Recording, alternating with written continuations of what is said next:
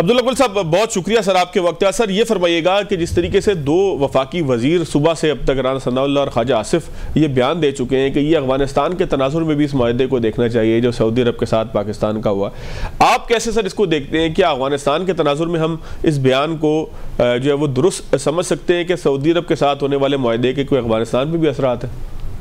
बिस्मिल्लाहिर्रहमानिर्रहीम, बहुत शुक्रिया। नहीं, मेरे ख्याल में जो सऊदी अरब के साथ मुआहदा है उसके अपना एक अहमियत है और जाहिर है उसकी अफादियत है, लेकिन मैं आपको ये बताना चाहता हूँ क्योंकि मैं इस सारी चीज़ों का आई विटनेस हूँ। मुजाहिदीन की जब वहाँ हुकूमत थी और जब सोवियत यूनियन जो है वो कोलैप्स हुआ तो उस टाइम पे सऊदी अरब और मुजाहिदीन के बहुत अच्छे ताल्लुकात थे, बेमिसाल जो ताल्लुकात थे वो मौजूद थे। और उस टाइम पे सऊदी अरब ने इस अफगान जिहाद के अंदर तकरीबन 50% जो है वो माली मुआवनत की थी, इसमें कोई दूसरी राय नहीं है, उनका बहुत बड़ा किरदार है।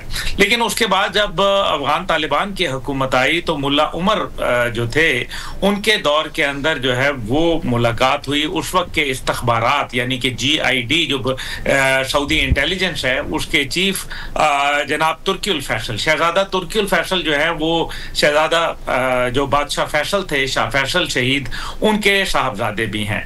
तो उनकी मुलाकात हुई, लेकिन वो मुलाकात जो थी वो बहुत ही एक बैड नोट के ऊपर ख़त्म हुई और दोनों जो लोग थे वो दोनों तरफ बड़ा गुस्सा जो था वो महसूस किया गया, बल्कि देखा गया।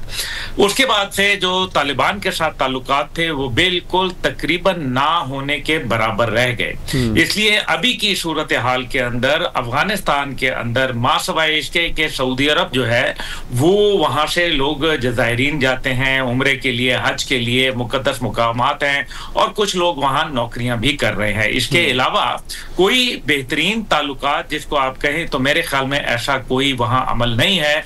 दूसरी जानिब जो है वो हम ये भी जानते हैं कि जब अफगानिस्तान में इनखला हुआ तो उसके बाद उस वक्त की हुकूमत ने एक हंगामी कॉन्फ्रेंस जो है वो बुलाई OIC का, लेकिन उसके बाद उसमें जो 1 बिलियन जो रियाल थे वो कहे गए कि हम देंगे।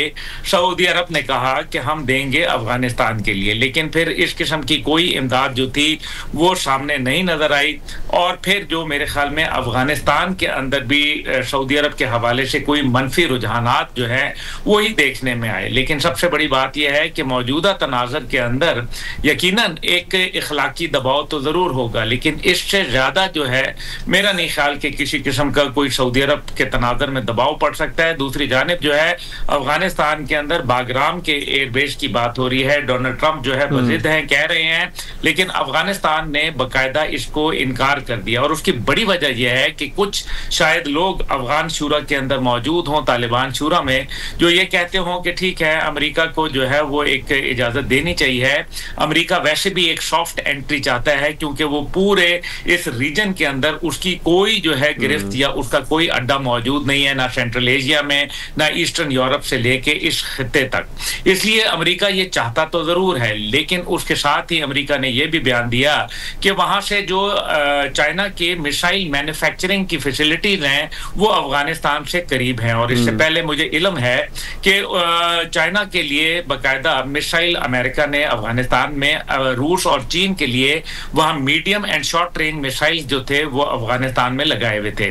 बागराम एयरबेस का जहां तक ताल्लुक है उसके अंदर जो नौजवान तालिब हैं वो ये कहते हैं कि जी हमारे जो लोगों को शहीद किया, हमारे बड़ों को शहीद किया, हमारे रिश्तेदारों अजीजों अकारिब को शहीद किया, इस वजह से वो अमेरिकी फौज का तो मेरे ख्याल में सोचना भी नहीं पसंद करते। तो ये मुझे बेल मंडेर चलती नजर नहीं आती। ये आपने अब्दुल्ला साहब बगराम की बात की, तो क्या आपको लगता है कि अमेरिका कोई मुहिम जुई भी कर सकता है इसको? क्योंकि अफगान तालिबान तो आज जो बयान है उसके नतीजे में वो तो साबित करना चाहते हैं, वो कहना चाहते हैं कि जी वो तो मजामत करेंगे या ऐसे करने नहीं देंगे। तो डोनाल्ड ट्रंप साहब जिस कोशिश की बात कर रहे हैं वो कोई अस्करी कोशिश भी हो सकती है? देखिए, ज्यादा से ज्यादा डोनाल्ड ट्रंप उनके ऊपर मिसाइल अटैक कर सकते हैं या फिर उनके ऊपर एरियल कोई अटैक जो है वो हो सकता है और उसका भी कोई जवाब नहीं बनता। उससे एक दफा रीजन फिर जो है डिस्टेबलाइजेशन की तरफ और पाकिस्तान खास तौर पे उससे मुतासिर होगा। दूसरी जानिब जो है रूस और चीन जो है मेरा ख्याल है कि अब इतने वो मजबूत हो चुके हैं कि इस किस्म की कोई भी मुहिम जुई जो है उसके लिए मेरे ख्याल में उनकी तरफ से मुदाफियत की उम्मीद की जा सकती है। तीसरी जानिब जो है वो अभी सदर ट्रंप ने जो है चाइना को धमकी दी है बहुत बड़ी ताइवान के मामले के ऊपर, तो उसको भी मेरे ख्याल में देखना चाहिए, क्योंकि ये बार बार धमकी, धौंस, धांधली और जो लड़ाई झगड़े की बातें, और खास तौर पे जब से ये शुरू हो गई, जब से डोनाल्ड ट्रंप ने वजारत दिफा को जो है वजारत जंग का खिताब दे दिया, वॉर मिनिस्ट्री जो है और वॉर मिनिस्टर जो है वो कहलवा रहे हैं। इसका मतलब यह है कि आप जंगों में तोसी चाहते हैं, और साथ ही साथ कल के अंदर जो है हमने देखा कि $6 बिलियन का जो है वो असले का उन्होंने अंदिया दिया है कि वो 2 से 3 साल के अरसे में इसराइल को देंगे। इससे तो मेरे ख्याल में पूरे जो दुनिया का एक वर्ल्ड ऑर्डर है वो डिस्टर्बेंस की तरफ जा रहा है। राना सनाउल्लाह साहब और ख्वाजा आसिफ साहब मोहतरम हैं, और उन्होंने जो ये बयान दिए हैं मेरे ख्याल में एक दबाव के तहत हैं। पाकिस्तान भी मेरे ख्याल में एक प्रीएम्प्टिव स्ट्राइक डॉक्ट्रिन के तहत जो है वो कुछ ठिकानों के ऊपर तो निशाना बना सकता है, जैसे मादी में जमातुल अहरार के ऊपर उन्होंने हमले किए थे फजाई पाकिस्तान ने और बड़े कामयाब हुए थे। लेकिन इंटेलिजेंस बेस्ड ऑपरेशन जो है वो मेरे ख्याल में जारी रहेंगे। लेकिन इसके अलावा बूट्स ऑन ग्राउंड यानी कि बराह रास्त जंग के अंदर अपने आप को झोंकना एक ऐसे वक्त में जब $10 बिलियन का अफगानिस्तान में जदीद तरीन अमरीकी असला मौजूद है, और भारत ये चाहेगा कि आप अपने मगरबी बॉर्डर पे मजीद उलझ जाएं। मेरा नहीं ख्याल कि पाकिस्तान की स्ट्रेटेजिक जो पॉलिसी है वो इसकी फिलहाल इजाजत देगी। ठीक हो गया। हमाद साहब, आप सर क्या कहते हैं? जैसे अब्दुल्ला साहब ने बगराम का एक तस्करा किया, मैं सवाल भी आपसे यही करना चाह रहा था कि ये बगराम हासिल करने की कोशिश कैसी होगी, मतलब क्या कोशिश होगी? डोनाल्ड ट्रंप जब ये बात करते हैं तो उनके जहन में क्या था? कोई सफारती कोशिश है, कोई रिक्वेस्ट है तालिबान से कि जी मेहरबानी करें आप ये दे दें हमें बेस, जिस तरह से हमारी कतर के अंदर है, फिर साथ कुछ गारंटीज़ भी हों, कुछ इन्वेस्टमेंट के वादे भी हों जिस तरह से ट्रंप साहब आजकल कर रहे हैं, या ये कोई अस्करी जो है वो कोशिश होगी?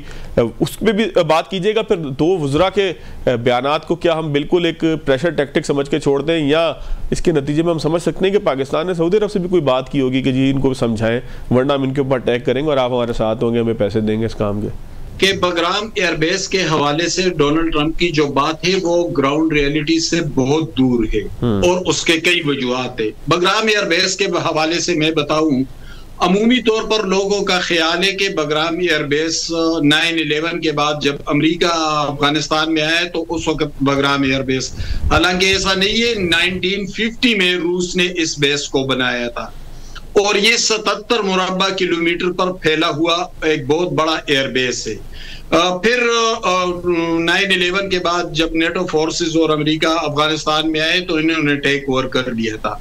इसी बेस पर $7.5 अरब का असला रह गया था। लेकिन 2024 में BBC ने एक रिपोर्ट शाये की थी और उन्होंने कुछ सैटेलाइट तस्वीर ली थी, और फिर उनके एक माहिर थे, सैटेलाइट माहिर थे, जेनिफर जोन्स नाम था गालिबन उनका ओपिनियन भी लिया था। तो उन्होंने कहा था कि बगराम एयरबेस 2021 से जब तालिबान ने टेक ओवर किया अफगानिस्तान को, तो उस वक्त से लेकर 2025 तक बगराम एयरबेस पर 35 तैयारे खड़े थे, लेकिन अब एक भी तैयारा दिखाई नहीं दे रहा है। इसी तरह 40 कंटेनर्स मौजूद थे, एक भी कंटेनर नहीं है। रनवे सारा उखड़ चुका है। एक तो ये बात है कि बगराम एयरबेस उस कंडीशन में नहीं है जिस तरह पहले था। दूसरी बात ये कि ये बगराम एयरबेस जो है यहाँ से 1 घंटे के फासले पर चीन है, और चीन के जो अहम मिलिट्री इंस्टॉलेशन है वो 1 घंटे के फासले पर है। इसके पुष्ट पर रूस है, इसके फ्रंट पर पाकिस्तान है।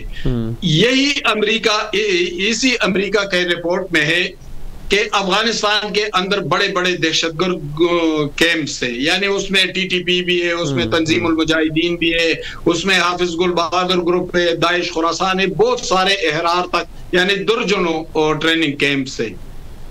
जब इतने सारे खतरात हो, जब वो बगराम एयरबेस उखड़ चुका हो, जिस पर असलहा जो आपसे रह गया था वो मौजूद नहीं हो, तो फिर आप इन हालात में कैसे उसको टेक ओवर करेंगे, या किस तरह आप बगराम एयरबेस पे आएंगे? वहां पर तो आप तो पाकिस्तान को देखें, मिसाल के तौर पर पाकिस्तान एक मजबूत मिलिट्री कुव्वत है, बॉर्डर पर फेंसिंग हुई है, जो चतराल से लेकर आगे वजीरिस्तान तक तो फेंसिंग हुई है, फौज मौजूद है।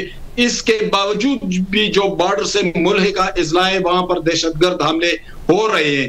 तो जब पाकिस्तान इसको नहीं संभाल रहा है, अभी तक बमुश्किल दूसरे इजला को बचाया है, तो फिर आप कैसे आएंगे को टेक ओवर करेंगे? जबकि रूस, चीन और पाकिस्तान भी उसके इर्द गिर्द हैं, दहशतगर्द कैंप्स भी है।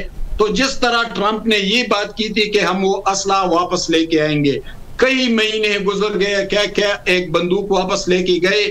तो ट्रंप की बात ठीक है, लेकिन मैं इस बात को इसी तनाजुर में नहीं, किसी और तनाजुर में देख रहा हूं, और वो तनाजुर है सऊदी अरब में प्राइम मिनिस्टर शहबाज शरीफ और फील्ड मार्शल आसिम मुनीर की मोहम्मद बिन सलमान से मुलाकात। और ये मुलाकात दो ममालिक के दरमियान नहीं है।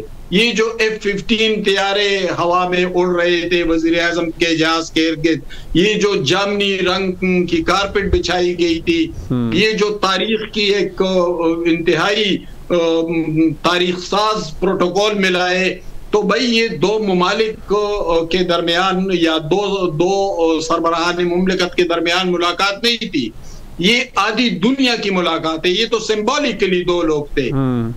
ये जो दुनिया का मंजरनामा और सारा सिनेरियो बदल रहा है, उसमें तो पाकिस्तान सिंबॉलिकली यानी एक तरह से मिलिट्री हवाले से पाकिस्तान को पूरी मुस्लिम उम्मा पर बरतरी हासिल है, या एक तरह से नुमाइंदा है पाकिस्तान। तो पाकिस्तान तो इस शक्ल में उस मुलाकात में मौजूद था। अब तो मुस्लिम उम्मा और उसके पीछे चीन और रूस की ताकतें हैं, और वो एक नया मंजरनामा बन रहा है पूरी दुनिया में। जो मगरिब या अमेरिका की इजारादारी थी वो भी तकरीबन खत्म हो रही है। लेकिन इसको इसी तनाजुर में देखा जाए और ट्रंप के बयान को अगर इसके साथ मिलाकर हम पढ़े, तो फिर सारे हकाइक जो है वो हमें आसानी के साथ समझ आ जाएंगे। लेकिन अमली तौर पर बागराम एयरबेस को टेक ओवर करना अमेरिका के लिए इंतहाई मुश्किल नहीं बल्कि नामुमकिन है।